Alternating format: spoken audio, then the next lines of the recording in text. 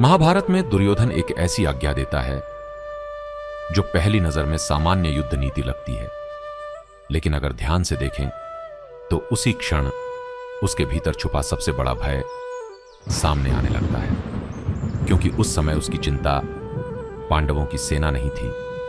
उसकी चिंता सिर्फ एक व्यक्ति था, भीष्म पितामह।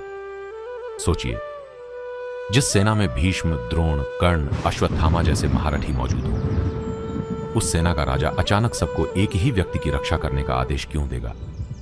यही वह क्षण था जहां दुर्योधन का आत्मविश्वास धीरे धीरे कमजोर पड़ता दिखाई देता है, क्योंकि वह जानता था कि कौरवों की पूरी शक्ति एक स्तंभ पर टिकी हुई है, और वह स्तंभ थे भीष्म पितामह। दुर्योधन समझ चुका था कि यदि भीष्म डगमगाए तो उसकी विशाल सेना का साहस भी टूट सकता है। अगर आप रोज भगवत गीता के श्लोकों का आसान अर्थ समझना चाहते हैं तो चैनल को सब्सक्राइब जरूर करें।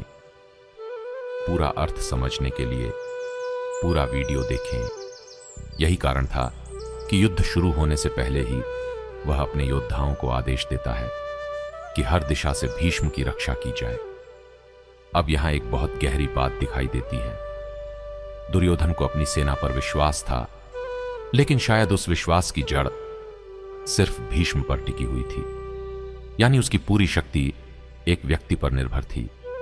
और यही कौरवों की सबसे बड़ी कमजोरी बनती चली गई, क्योंकि जिस युद्ध में एक पक्ष की आशा सिर्फ एक योद्धा पर टिकी हो, वहां भय धीरे धीरे जन्म लेने लगता है। और दूसरी ओर पांडवों की शक्ति सिर्फ किसी एक महारथी पर आधारित नहीं थी। उनके बीच विश्वास था, एकता थी, और सबसे बड़ी बात, उनके साथ धर्म था। यही कारण है कि महाभारत में संख्या से अधिक मन की स्थिरता महत्वपूर्ण बन गई थी। फिर दुर्योधन कहता है, अयनेषु च सर्वेषु यथा भागम वस्थिता भीष्ममेवाभिरक्षन्तु भवन्तः सर्व एव हि। अर्थ, आप सब अपने अपने स्थान पर रहकर चारों दिशाओं से भीष्म पितामह की रक्षा करें।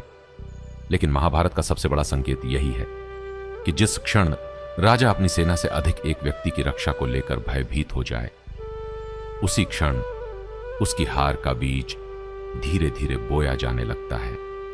और शायद कौरवों के विनाश की आहट यहीं से और स्पष्ट होने लगी थी। ऐसे ही गीता के गहरे अर्थ समझने के लिए चैनल को सब्सक्राइब करें। ग्रंथ का अर्थ।